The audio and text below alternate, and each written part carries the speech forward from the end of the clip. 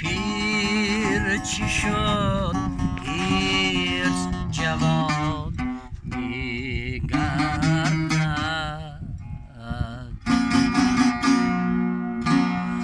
خواب در وقتی سحر گاه گران میگردد،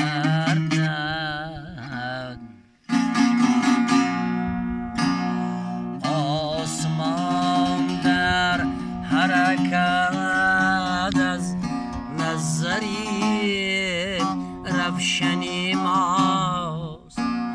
آب از قوت سر چشم روان میگردد،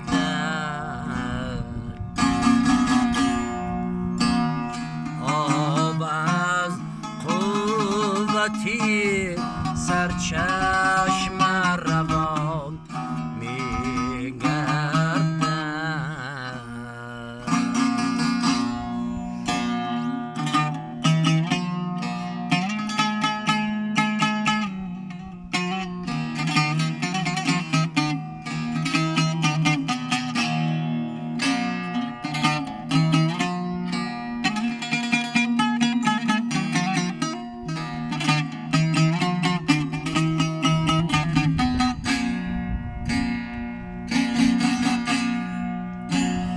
راهی روشن زی بزرگانی کهن سال طلب، آبها صاف در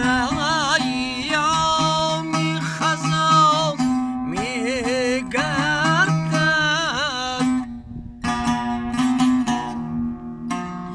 آسمان خاکی رهی مردمی بی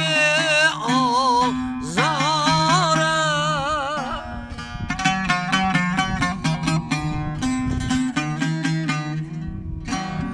گرگ در گله‌ای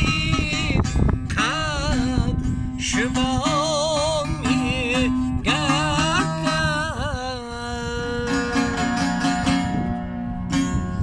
هر کی را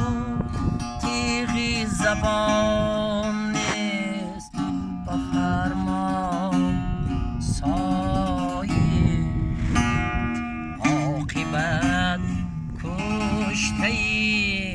شمشیر زبان میگردد،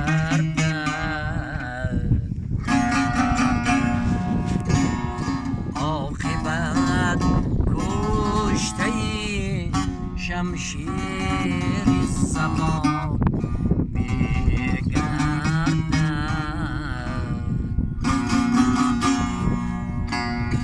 عاقبت کشته شمشیر زبان